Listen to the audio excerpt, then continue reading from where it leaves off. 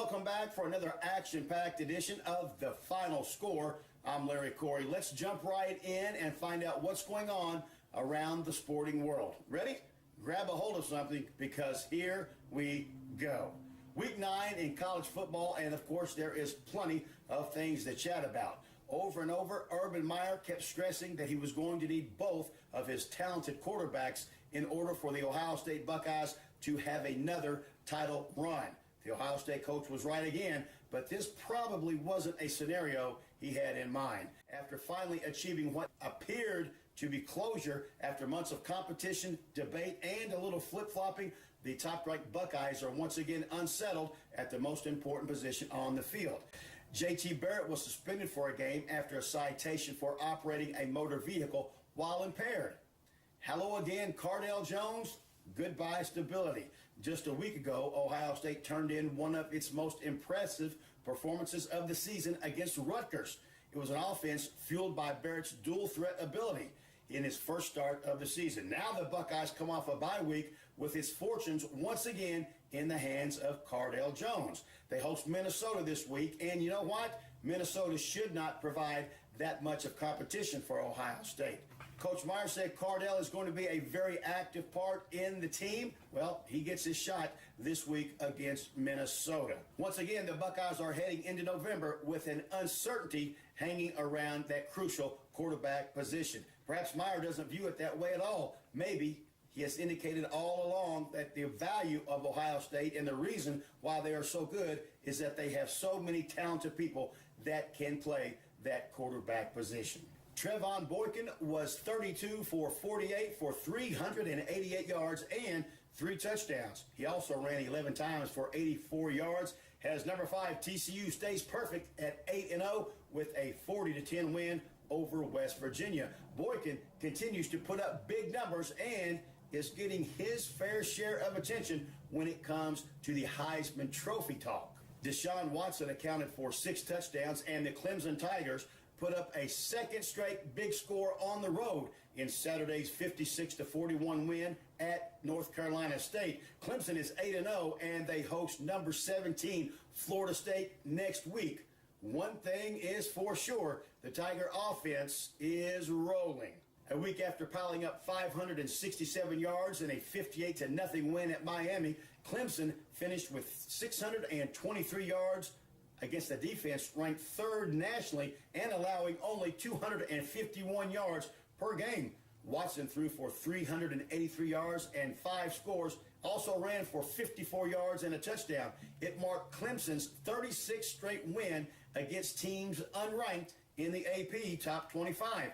The last loss coming to the Wolfpack in 2011. North Carolina State stays unbeaten in the ACC. They knock off number 23 Pittsburgh 26-19. Washington State kicker Eric Powell made his first 5 field goals on Saturday night. The Cougars needed one more to pull off a victory, and he just didn't have it in him. And so number 8, Stanford's playoffs hope lives on. Powell missed wide right on a 43-yard field goal attempt as time expired, allowing Stanford to escape with a 30-28 win on a day that Powell tied Drew Dunning's record of 5 field goals despite terrible conditions. Stanford improves to 7-1. Number 21 Temple came into their game with number 9 Notre Dame undefeated with 5:12 left in the game, and Temple in field goal range. Security at Lincoln Financial Field started to put up barricades around the field to keep people off of the field after the win. You know what? They might have been a little bit premature in setting up those bleachers. Soon afterwards, Jones Boot gave Temple its first lead of the second half. But as Lee Corso always says, not so fast, my friend. The Fighting Irish get a TD pass with 2:09 left in the game and get an interception to seal the deal. Irish win 24-20. Unbeaten Iowa kicked off the supposedly soft part of its schedule with a win that wasn't exactly pleasing to the eye. Desmond King had an 88-yard interception return for a touchdown in the fourth quarter, and 10th-ranked Iowa beat Maryland 31-15. Kelvin Taylor ran for 121 yards and 2 touchdowns. Antonio Callaway delivered another huge play in the 11th-ranked Florida Gators has the 11th ranked Florida Gators beat rival Georgia 27-3 Saturday to move one step closer to the Southeastern Conference title game. The Gators dominated the world's largest outdoor cocktail party by holding the Bulldogs to 223 total yards and a field goal. It was good enough for Florida's second straight win in the storied series and the 20th in the past 26 years. This one left the Gators 7-1 overall, 5-1 in the Southeastern Conference, and one victory away from clinching the SEC East. The Gators can wrap up the East by beating Vanderbilt next week. If that happens, and it probably will, Florida would earn its first trip to Atlanta since Tim Tebow's senior year in 2009. And speaking of Tim Tebow, will somebody give that guy a chance? I mean, crappy quarterbacks are all over the NFL. Tim Tebow, give him a shot. We've had enough woman beaters, drug users, thugs, and felons in the NFL. All the guy does is win. He's a role model and a winner. Number 12, Oklahoma State came from behind to beat Texas Tech 70-53.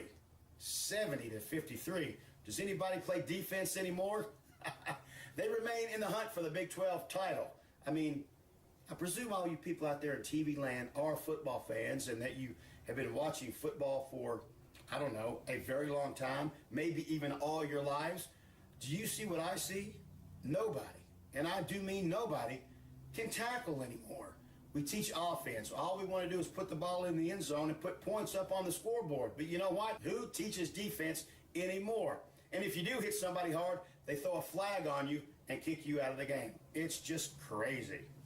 In Salt Lake City, the magic number is down to 4 for number 13 Utah. 4 more wins and the Utes will play for their first Pac-12 title since joining the conference in 2011. The Utah defense ruled the day once again, helping the Utes to beat Oregon State 27-12. Utah is 7-1 and 4-1 in the conference. They hold a 1-game lead in the Pac-12 South over UCLA with 4 games remaining, including a big game with the Bruins on November 21st.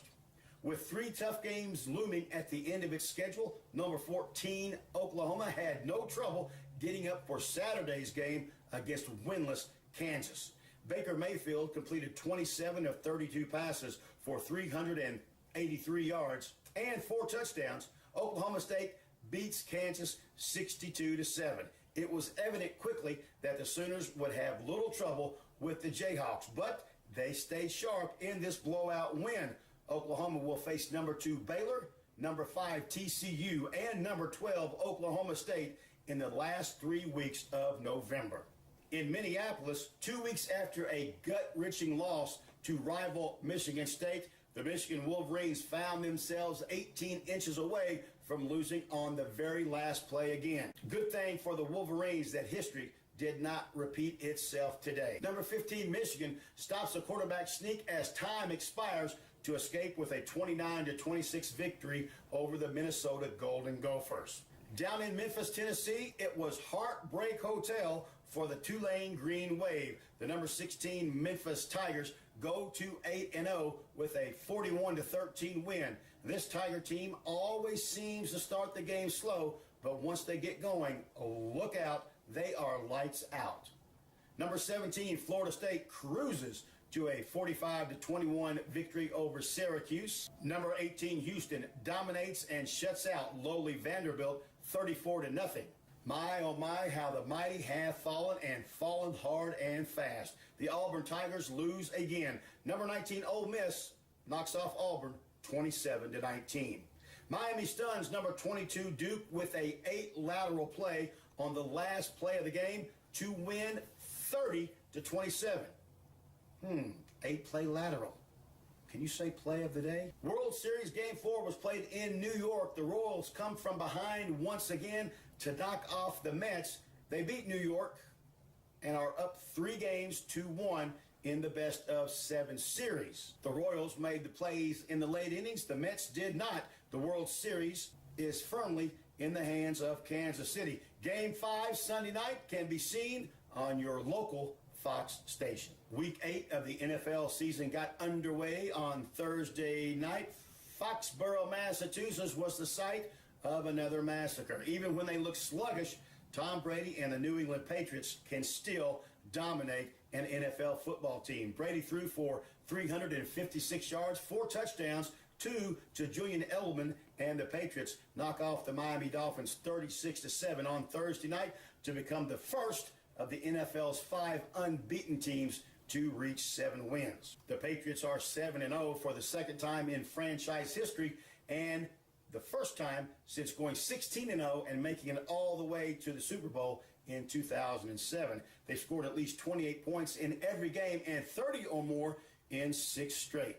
If you are looking for a marquee matchup on Sunday, you're going to have to look awful hard to find a really big game. The undefeated Bengals travel to Pittsburgh to face Big Ben and the Pittsburgh Steelers. Now, Big Ben is listed as probable. That means he is going to play. I suppose that Pittsburgh and Cincinnati is a big game, but I'm a Browns fan, so it's not a big game to me, but one of those teams will lose, so that's good for me. Sunday Night Football features a battle of the unbeatens. Green Bay is in Denver to take on the Denver Broncos. The Packers are led by Aaron Rodgers. The Broncos, of course, are led by Peyton Manning. Both teams are 6-0. Monday Night Football features a marquee matchup wherein the 6-0 Panthers host a very disappointing 3-4 Colt team from Indianapolis. It's time for our final score play of the day, and I have to say it is a doozy. Duke scored to take the lead with 6 seconds left in the game. All they had to do was kick off to the Hurricanes, make a tackle, and celebrate the win. But Miami had other thoughts. 8 laterals later, 2 play reviews later, the Hurricanes had stunned the Blue Devils and their fans 30-27. It's a play you have to see, and I bet that you have looked it up online. Now, after the game, the entire officiating crew was suspended for 2 games. Seems like there were several blocks in the back that were not called, and one of the laterals came after one of the Miami Hurricanes' knee was down. The plays were reviewed, but the officials let the play stand. Some Duke fans are even going so far as to ask the ACC to reverse the decision made by the officials and to announce that Duke had won the football game. That's not going to happen. That game was decided on the field, and unfortunately, Duke suffers a loss. Here in Lexington, Kentucky, it was certainly a busy day for sports. They had the Breeders' Cup at Keeneland Racetrack during the day. Triple Crown winner American Pharoah won his last race before retirement, and at nighttime, they played football at Commonwealth Stadium. The Wildcats hosted the Tennessee Volunteers. It's too bad the Wildcats don't have any thoroughbreds on the football team. I've lived in Lexington my whole life. I even teach a class at the University of Kentucky. I would bet you $1,000 that the school colors are blue and white. Yet when I watch the football game Saturday night, the Mighty Cats have silver helmets and black pants. What's the deal with that? No matter what colors the Cats wear, they still stink. Coach Stoops is 4-18 against the Southeastern Conference in his time in Lexington. Tennessee embarrasses Kentucky on national TV 52-21. This video is brought to you by KY Cards. KY Cards has amazing sports memorabilia. Items like autographed jerseys, helmets, footballs, basketballs, autographed cards, anything you need signed, KY Cards can get it for you. They also carry a vintage line of playing cards. You can check out KY Cards on eBay and Amazon.com, or you can go straight to their website, kycards.com. That's cards with a K, kycards.com. If you use my code LC5, you will receive 5% off of your next order. Bear Bryant said, "It's not the will to win that matters. Everyone has that. It's the will to prepare to win that matters the most." I promise that I will continue to prepare and get better with each show. That's my personal promise to each and every one of you out there in TV land. I'm Larry Corey. Please make sure you hit that subscribe button. Thanks to everyone that makes this possible. It's just not me up here. It's a director, it's a producer, it's an editor. There's a lot of people making this possible. Thanks to each and every one of you. It's time for us to go. We'll see you right back here next time for our next edition of The Final Score.